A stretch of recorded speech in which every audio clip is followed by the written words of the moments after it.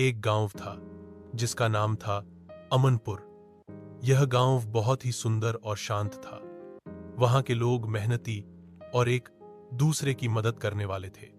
उसी गांव में रहता था एक लड़का जिसका नाम था सौरभ। सौरभ बचपन से ही निडर, समझदार और सबकी मदद करने वाला था। उसके माता पिता किसान थे और उन्होंने उसे सच्चाई और हिम्मत से जीना सिखाया था। सौरभ की अच्छाई। सौरभ को जानवरों से बहुत लगाव था। वह हर दिन गायों को चारा डालता, पक्षियों को दाना पानी देता और अगर कोई जानवर बीमार होता तो खुद उसकी देखभाल करता। गांव के बच्चे उसे अपना हीरो मानते थे। बड़े बूढ़े कहते, अगर सौरभ जैसा बेटा हो तो जीवन सफल हो जाए। एक दिन शाम के समय जब सूरज ढलने वाला था, तभी गांव में एक अफवाह फैली। जंगल से एक खूंखार शेर गांव के पास आ गया है। कुछ लोगों ने उसे खेतों के पास देखा था। सब डर गए। माँ बाप अपने बच्चों को घर में बंद करने लगे। जानवरों को बाड़ों में छिपा दिया गया। गांव में सन्नाटा छा गया। ग्राम प्रधान ने सबको पंचायत चौपाल पर बुलाया और कहा, हमें कोई ऐसा चाहिए जो बहादुर हो और समझदार भी, जो इस समस्या को सुलझा सके। सौरभ का हिम्मती फैसला।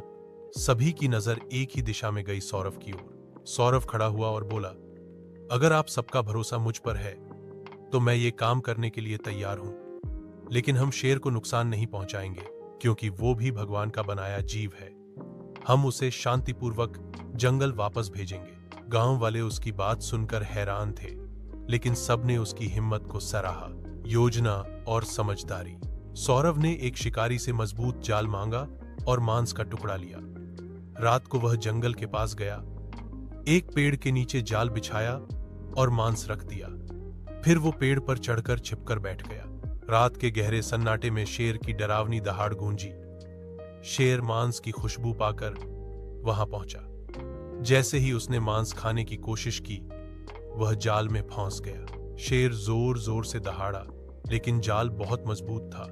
तभी सौरभ नीचे उतरा और दूर से बोला, डरो मत, हम तुम्हें कोई नुकसान नहीं पहुंचाएंगे, बस तुम्हें वापस जंगल में छोड़ेंगे। शेर कुछ देर तक उसे घूरता रहा, फिर चुप हो गया। शायद वह समझ गया कि सौरभ उसका दुश्मन नहीं है। वह सौरभ ने गांव के लोगों को बुलाया। सभी हैरान थे। शेर पकड़ा गया और किसी को चोट तक नहीं आई थी। कुछ लोग कहने लगे कि शेर को मार देना चाहिए, लेकिन सौरभ ने उन्हें रोका। हमें उसकी जान लेने का कोई हक नहीं है, सौरभ बोला। वो सिर्फ भूखा था, ना कि दुश्मन। गांव वालों ने शेर को एक वाहन में लादकर जंगल के उस हिस्से में छोड़ दिया जहां कोई इंसान नहीं रहता था। जाते जाते शेर ने पीछे मुड़कर देखा और एक हल्की सी दहाड़ मारी, जैसे धन्यवाद कह रहा हो। सम्मान और प्रेरणा। उस दिन के बाद से सौरभ को सब बहादुर सौरभ कहने लगे। उसके साहस और बुद्धिमानी की कहानी गांव-गांव फैल गई। स्कूल में उसकी तस्वीर लगाई गई ताकि बच्चे उससे प्रेरणा लें। सौरभ ने आगे चलकर वन्य जीवों की रक्षा के लिए काम करना शुरू किया।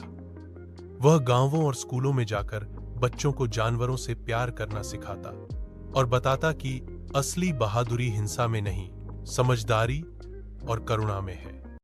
कई साल बाद जब सौरभ एक जंगल के सर्वेक्षण पर गया, तब उसे एक शेर दिखा। वही तेज आंखें, वही चाल।